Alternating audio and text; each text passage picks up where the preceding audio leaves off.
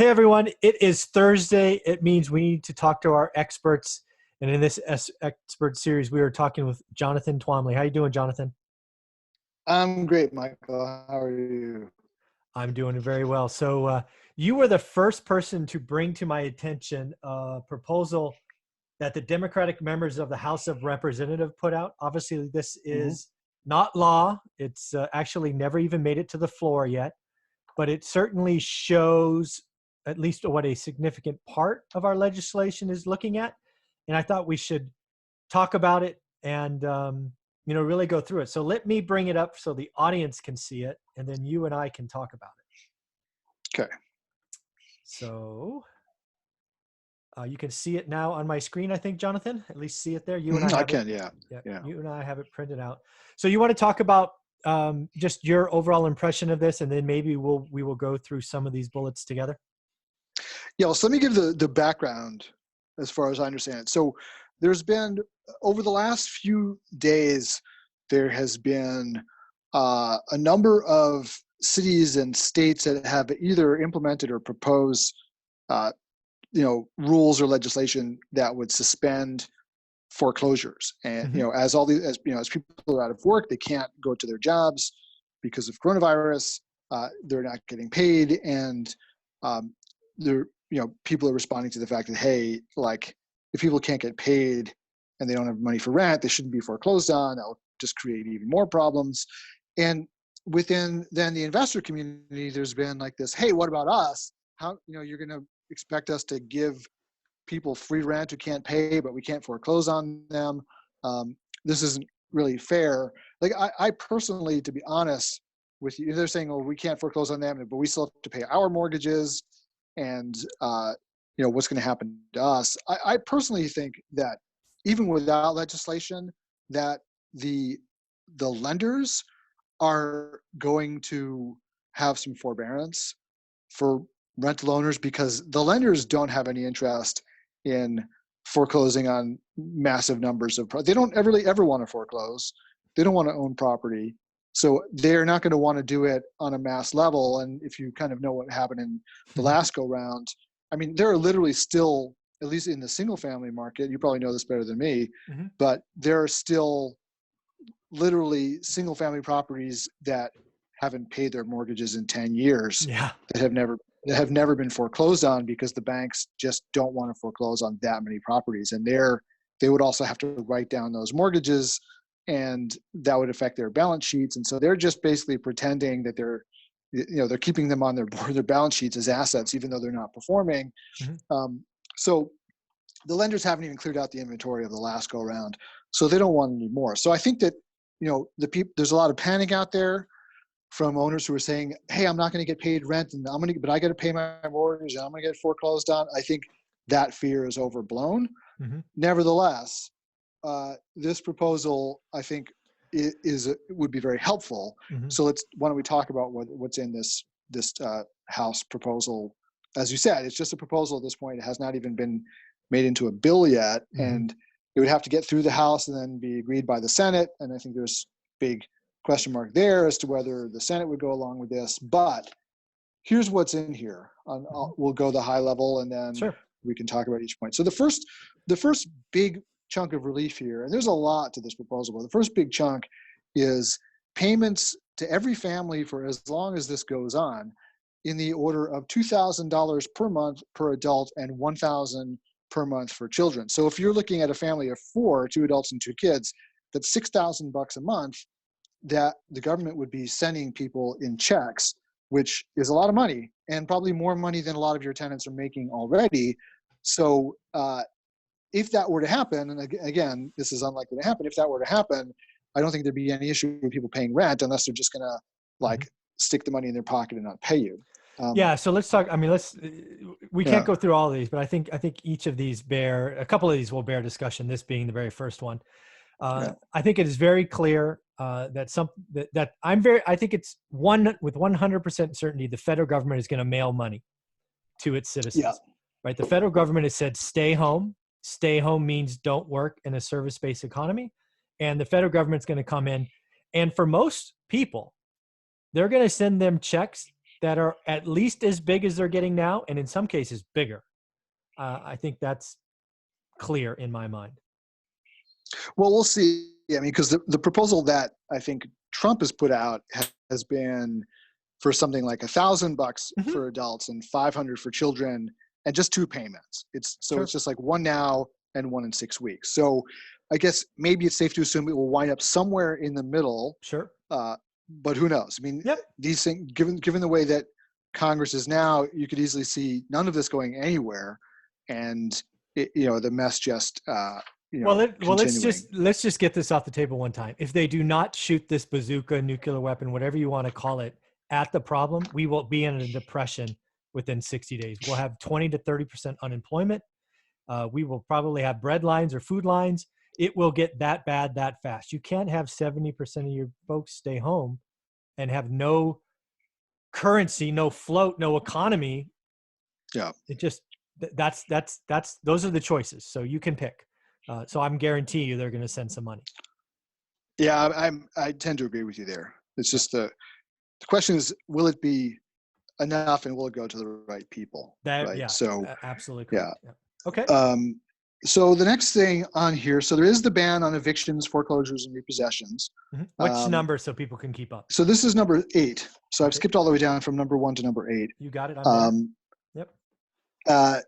And then there is going to be so this is very interesting. If you look down at provision 9, Yep. then you've got suspend rental and utility payments for assisted renters and provide rental and utility payment assistance for non-assisted renters. And what this essentially means is that this proposal, if it were enacted, would provide $100 billion to help people pay rent, just rental assistance. And that's in addition to the income support that they're talking about.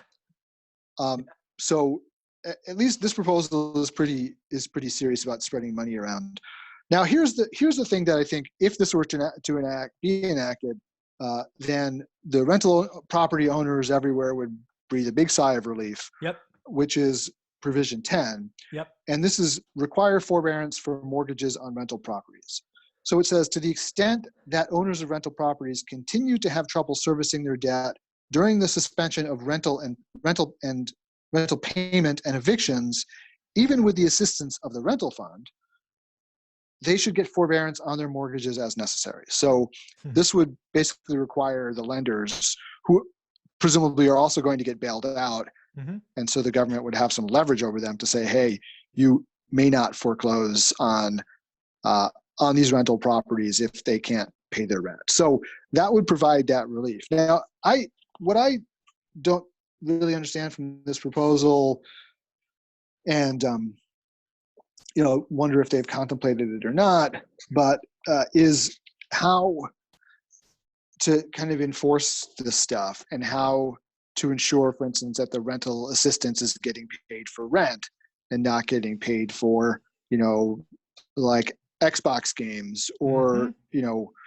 what have you, and then that the owners themselves are also, I mean, all the owners are out there saying, oh, all these unscrupulous tenants are just not going to pay me rent now, which is true for some people. But there's also unscrupulous owners out there who are going to say, hey, I can't get foreclosed on.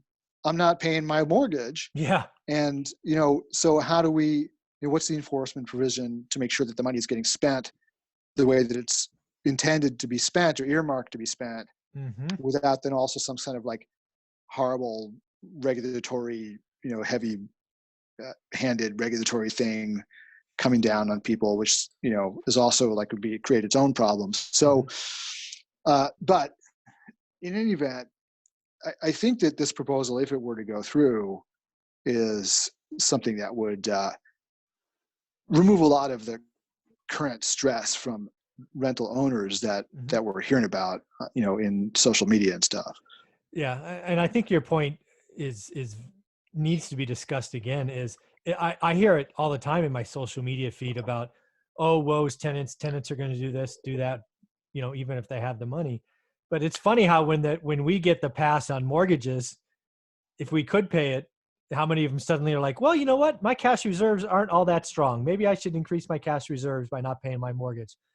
I'm like, you got to think the same way. So I think that's just that moral hazard is going to be there for sure. Yeah, and I think also, I mean, this whole idea that like my tenants aren't going to pay me because Trump said they don't have to pay. Mm-hmm. Like, I really, for some people who just can't pay, Mm-hmm. they won't pay, right? But for the people who are continuing to get a salary or who have savings, Mm-hmm. I mean, it's my belief that like your average American is somebody who wants to do the right thing, Mm-hmm. and if they're in a position to do it, they're going to do it. So, Yep. You may have some tenants who take advantage. There are always people who take advantage. There are going to be some landlords who take advantage.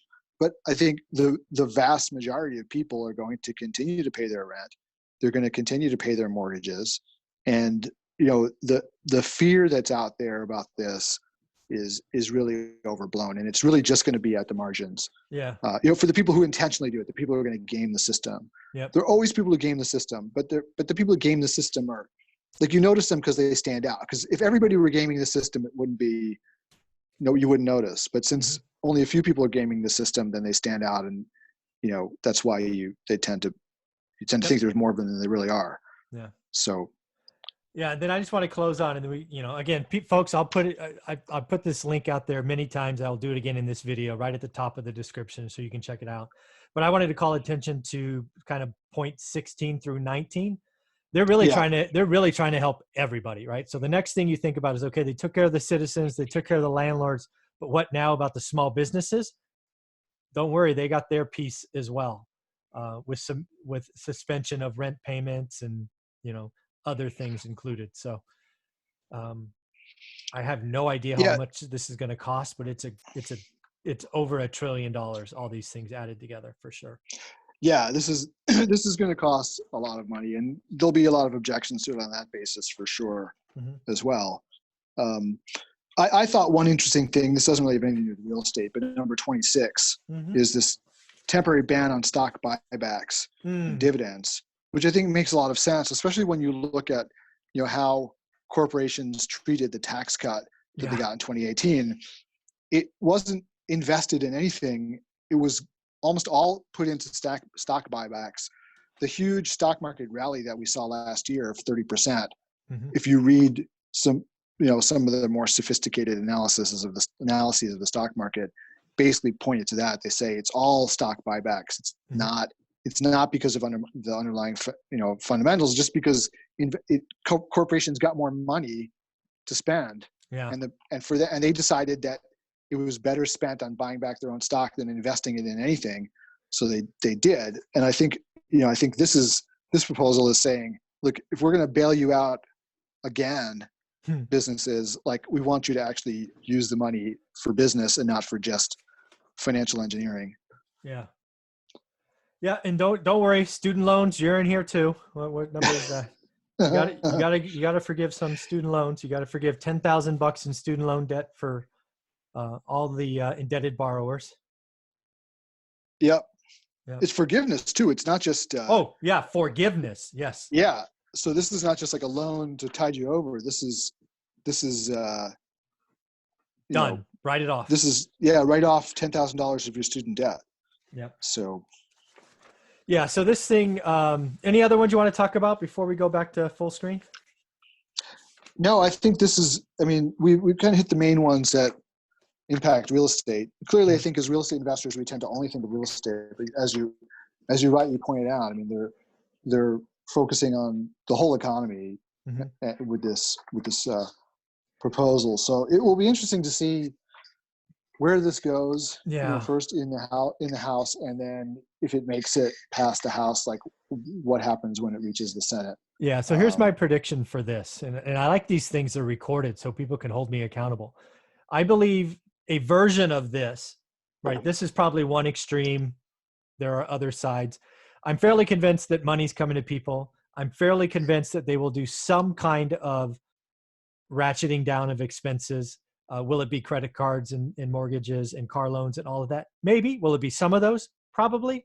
I do believe they're going to take care of the landlords because, again, I think the banks are going to get some love from the Fed, and they're going to go, okay, the give to get is you need 90 days forbearance, no questions asked. So I think, and then I think they'll do small businesses and, yada, yada, yada. But okay. So assuming this goes through, assuming we satisfy the health risk in 90 days, because that is still paramount. We can't lose 1 million people or whatever it's going to be. Have you even thought about what happens after this? Because I've been thinking about it for 4 hours since you brought this to my attention, of just about how the unintended consequences or the side effect is going to be massive, and nobody's talking about it. Have you thought about it? What about if this goes through? What? Yeah, Because I if we actually lost send, you for just a second. So yeah, just repeat the question. yeah, so basically, if this goes through, or a version like it, basically we spend $1 trillion, people stay home, but we get through this in 90 days, 4 months, 5 months, and the economy kicks back in. Fast forward a year or two, what does your little spidey senses say about what may or may not have happened? Because you can't print $1 trillion and nothing happened. Well, gosh, I don't know. I wonder, to be honest with you. So go back 10 years, 12 years now to the financial crisis. And you probably remember not everybody, there were a lot of people who were really concerned about inflation resulting from that.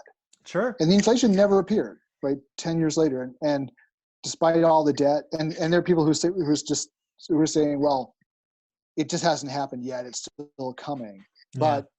But you wonder, because I think that there are some pretty large forces out there that are deflationary, like automation and like, exporting jobs to low wage countries and things like that are very deflationary. Plus the effect it's had on wages here. We haven't seen any wage growth, right? Except for very, very recently, we've seen a little bit. Right. But we've really had 10 years of massive asset growth and almost like minimal wage growth at all. And so the inflation has appeared, but it's appeared in assets. It hasn't appeared in stuff that people buy. So I think it may be, if it's going to appear anywhere, it'll continue to appear in assets. But I don't think, and maybe it's just it'll continue to appear in rent or things like that, maybe. But I don't think it's going to in terms of like your TV being more expensive, right? I don't think there is inflation in that for stuff anymore. Yeah. So I think a couple of things. Go ahead. Yeah, I think a couple of things are certain. I think inflation will be around, but you're right. And I'm willing to say it'll be in hard assets, because I think when you use the last 12 years as a guide, a lot of that inflation was in paper assets. Right. I think a lot of that is going to be put the kibosh on. They should outlaw buybacks and all these manipulations and the 12x ladders from hedge funds and all of those things. It was just all high leverage looking for nano, moves. That's really what crashed the liquidity of the bond market, and everybody's selling. So I think it's going to be hard assets. I think real estate's going to be the one that goes up the most. Gold and silver and things of that nature, probably as well. It won't be soft. It won't be paper assets.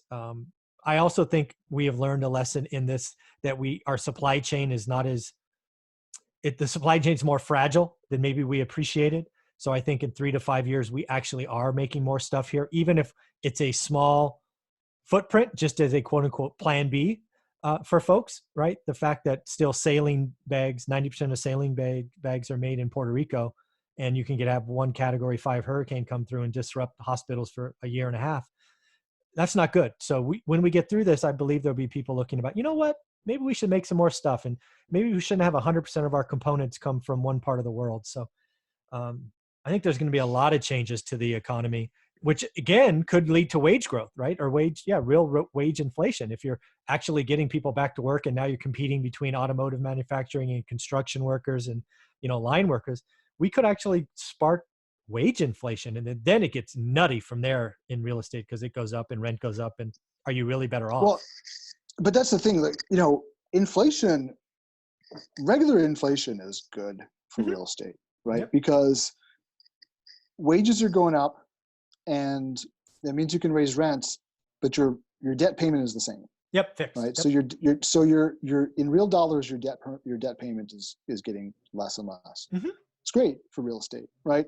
what we have now is not so great for real estate because we have asset inflation, which means that you basically rents have to go up from the supply side, Hmm. right? Because you're forced to raise rents to make the money that you need to make, and wages have not kept up. So Yep. at some point you hit a ceiling where people, if there's not real wage growth, then people can't afford to pay. And I think that's what happens. What you see with like the C properties is, even though the rents are going up, doesn't I think it's getting harder and harder and harder for those people to pay Yeah. because they're not, or they're having to double up. You're putting more. You're going to pay for this somehow. Like, you're putting more strain on your systems because you got more people using the same toilet, right? Yep. Or you've got, your water bills are exploding because you've got, 5 people living in an apartment that was designed to have 3 people live in it. Hmm. And so it comes from somewhere. So this kind of like forever rent growth, if it's driven by the right thing, if it's driven by rising wages, then it's good. But if it's driven by asset price inflation, like we have supply constraints, so there not being enough housing to go around, then it's a problem. So Yeah. now, I just remembered. I want to talk about something that I saw, a very interesting presentation I saw the other day, Okay. which someone shared with me, and I can't divulge it because it's like a paid subscription thing that their company paid for, and they sent it to me. So, which they weren't supposed to. But it was very interesting, and it was talking about the fact that what happens with everybody losing their jobs, and this is a real estate research firm, and they were saying that they thought that there's still relatively little housing, single family housing being built around the country. There's still a shortage of it. And what they expect to see with interest rates taking a nosedive is that, so between like single family housing and multifamily housing, they expect actually to see multifamily housing get hit harder because multifamily housing is now actually, after a long deficit of being underbuilt, it's now being overbuilt. Hmm. And there's a lot of supply coming on. And what they expect to happen was, with interest rates dropping and maybe housing prices dropping a bit, that a lot of the renters who are in a position to buy are going to start buying at the same time as all the supply is coming online. Yeah. And so they were expecting multifamily to get hit harder than single family housing because, it's actually, the whole thesis of like, they were applying this thesis in a different direction than I've seen before. Like the whole thesis of like, people will be looking for cheaper living options, so they're going to go to Class C apartments. Instead of that, they're saying people like the best financially secure tenants are going to now be able to afford houses, and they're going to look for cheaper housing options, and they're going to go buy a single family house, and they're going to leave multifamily, which is also being overbuilt right now. And what I liked about this, because I, as we all do, I like it because I agree with it. It's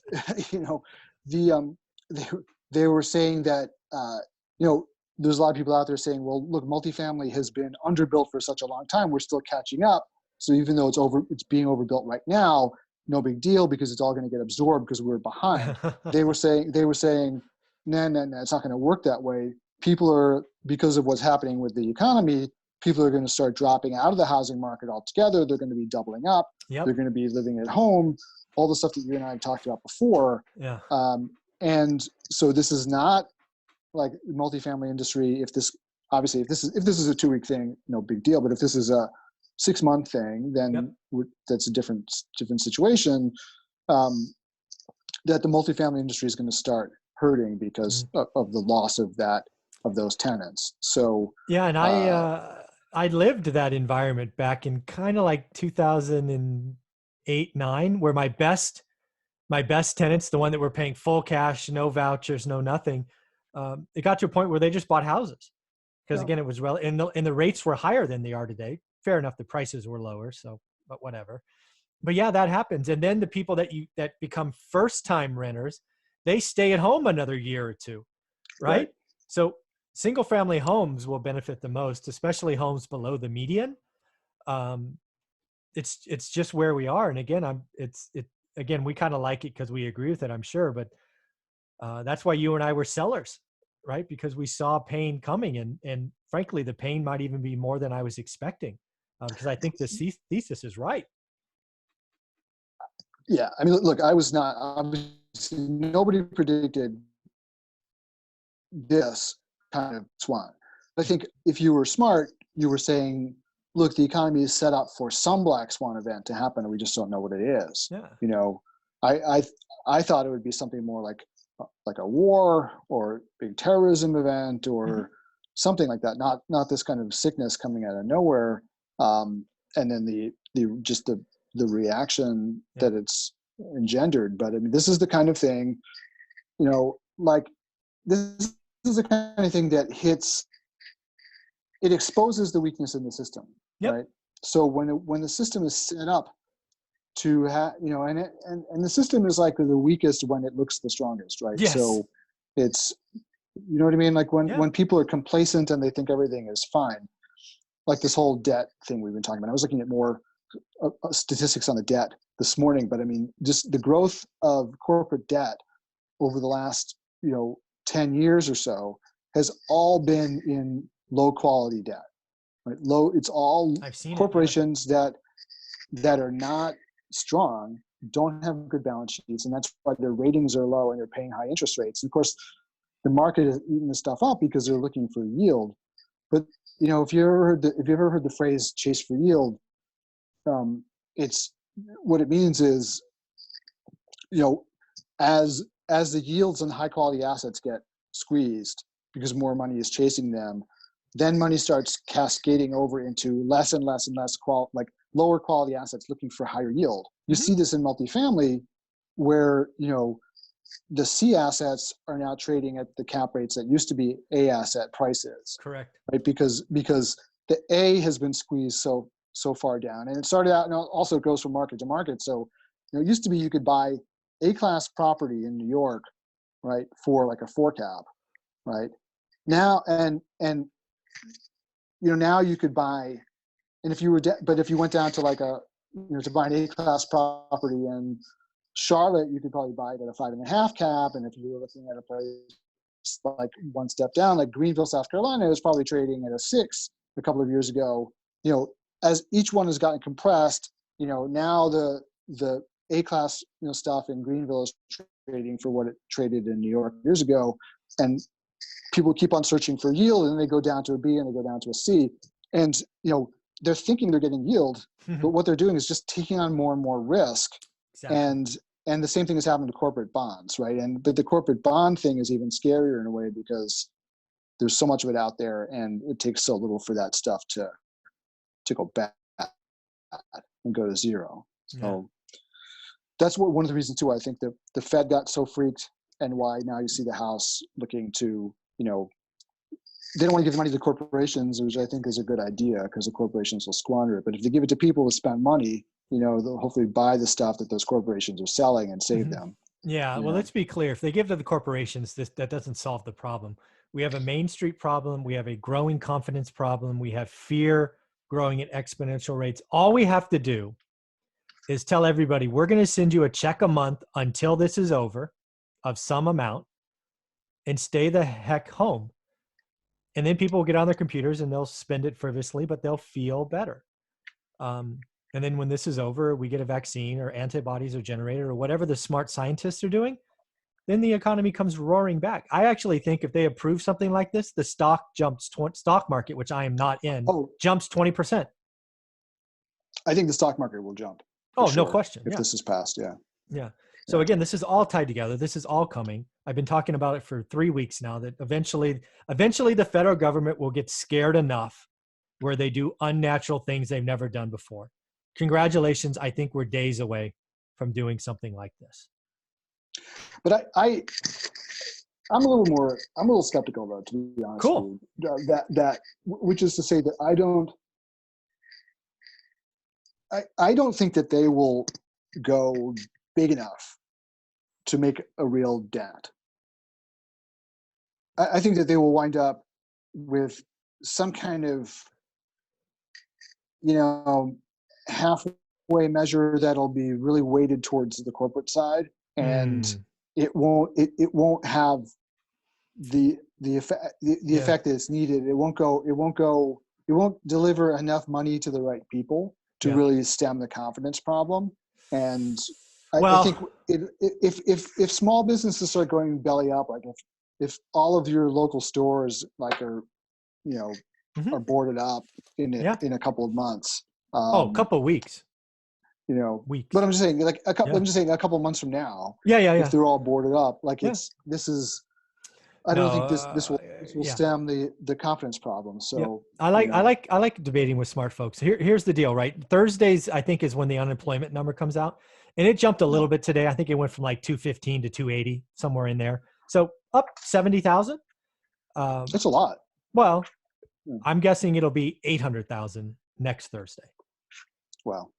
So that's why but to your point, I think one of your points is valid. The other one I disagree with. They're not going to give it to corporations other than, Boeing will get their piece and airlines will get their piece, just a set.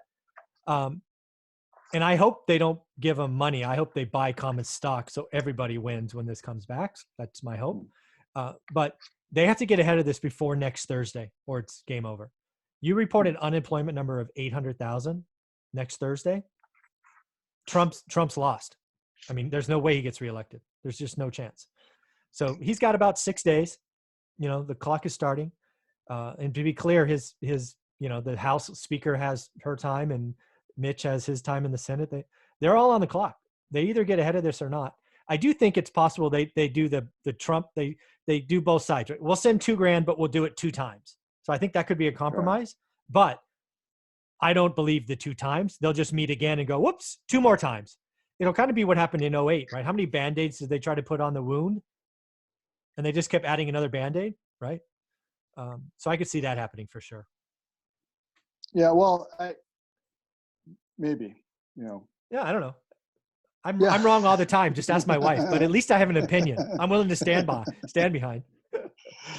Yeah, I just feel like we're just still in such a period of uncertainty that it's very difficult. And we can all kind of say what we wish would happen or what we think is going to happen, and it's just very, it's almost impossible really to make any kind of prediction. And just that just sort of reminds me of another point I want to make. Sure. I'm already seeing people like in my Facebook group, and folks, we haven't mentioned it on the podcast for a while, so I'll mention it again. It's called the Multifamily Investment Group. Multifamily Investment Community on Facebook. So please join. We've got like 9,000 members. We've got please really join. Discussion in there. It's the best one out there. Please join. One more time. What's the name? Multifamily Investment Community. Perfect. And so one of the things I've been noticing in the group is people saying, "Is now the time to buy? Is now the time to buy?" And I think one thing that I think people are, there is some fear out there, but what I'm seeing more so far is still business as usual, because there's a lot of fear out there and people are at home, but it hasn't hit the economic numbers yet. Like you said, if next week's jobless claims are up to 800,000, then I think suddenly you might hear that screeching brake sound. But right now, people are, you're hearing a story here, a story there, like my lender got scared or what have you. But so far, it's business as usual and nothing has really changed. I think people are having the right reaction in the sense that, like, hey, the time to buy could be coming. But there are kind of 2 things to think about. One is that we're still in like the what the heck is going on stage yet. So even if we are at the cusp of a change, buying now doesn't mean that you're actually going to get a discount. And even if you get a discount, it doesn't mean that you're still not overpaying. Like, you might get a 10% discount, but if the market is overvalued by 20%, you're still overpaying by 10%. Mm-hmm. And we're kind of in that catch a falling knife, period, right? So Totally agree. The other thing is that the real estate takes a long time to change, right? The real estate market moves slowly because Hmm. it's not like the stock market where you've got millions and millions of active buyers and sellers and people who make money in like right, who are buying and selling constantly. So you can always find, unless things get really bad like they did for a few moments in 2008, if you want to sell a stock, you can always sell a stock. There'll always be a buyer for that stock, Hmm. right? Doesn't work that way in real estate. Hmm. In real estate, what's going to happen is what happened the last time around, which is that it's going to take a long time for seller expectations to adjust to the new reality, Exactly. right? And you'll see it with single family houses, you'll see it with multifamily real estate, you'll see it with every asset class there is. Sellers, first of all, the sellers who, and you've made this point before, the sellers who don't have to sell are just going to pull their properties off the market, right? The sellers who do have to sell are, they're going to try to get as much money as they possibly can for the assets. Their expectation is the pricing that, even though they can't get yesterday's pricing, that's still their expectation, even though the world has changed in a day. Hmm. And in some cases, they may not be able to sell for less because and this is what happened, what I saw when I first got into the business. There were literally sellers who could not cut their prices because then they would have to do a short sale, and they Yep. couldn't do a short sale, right? So they were asking what were then ridiculous prices for their property because they really had no other choice. They couldn't sell for less. Hmm. So that's what happens in the real estate market. The bargains are going to appear after that point. So when those transactions dry up, right? When you've got basically the buyers with their new expectations and the sellers with the old expectations, and the market basically grinds to a halt, that's when the bargains are around the corner, because then Hmm. you'll start having some desperate sellers that have to sell. They're going to sell for no matter what price. You'll see stuff coming on the market that has just come on the market for different reasons. Somebody died, somebody got divorced, whatever. Their basis is low, so they can cut the price, and and they're just going to sell it. Hmm. That's when the bargains will appear, and there'll be a lot, and obviously there'll be a lot of fewer people in the market. A lot of people who are buying real estate, either they're going to be scared by the price drops, or their own ability to buy is going to be reduced because like their stock market holdings got whacked, they lost their job, whatever. Their investors are scared. So that's when the buying opportunities will be there, and that's not going to happen for a while. I think that's what people have to understand. You're not like in the stock market. If you believe the stock market's dropped 30%, if you believe it's not going to drop any further, you can go buy stock right now, Hmm. right? And if it keeps dropping, you get scared, you can sell it right away and minimize your loss. In real estate, that's not the way it works, right? Hmm. You're not going to be able, even if the real price, so to speak, has dropped 10%, you're not going to find that 10% discount because the seller's still thinking full price. Yep. So there's going to have to be some pain first before you can start really realizing the opportunity to buy. So the thing to be doing now, rather than like saying, I'm going to buy now, because I don't think you're going to be able to, the thing to be doing now is like getting the money together, talking to your investors about the opportunity that's coming, making relationships with lenders so that they trust you when the time comes, all those things that you need to do. Talk to the brokers, follow the deals, learn the markets, get ready for the opportunity that's coming, because that's really all you can do, but it's also the thing you have to be doing to take advantage of it when it does arrive. Yeah. Yeah, I think that's where we'll end it today. That's a great way to close. I totally agree. Real estate is sticky on the way down. Price elasticity is real. We're quarters away from having kind of that opportunity present itself, in my opinion. Jonathan, I want to thank you for sharing this with all of us. You need to read it. It's 6 pages. It took me about 20 minutes. I don't think this gets approved as is, but it shows you the kind of weapon we are willing to deploy to get the economy through this. So thank you very much, Jonathan. Have a great day. Yeah, you too, Michael. Thanks a lot. You got it.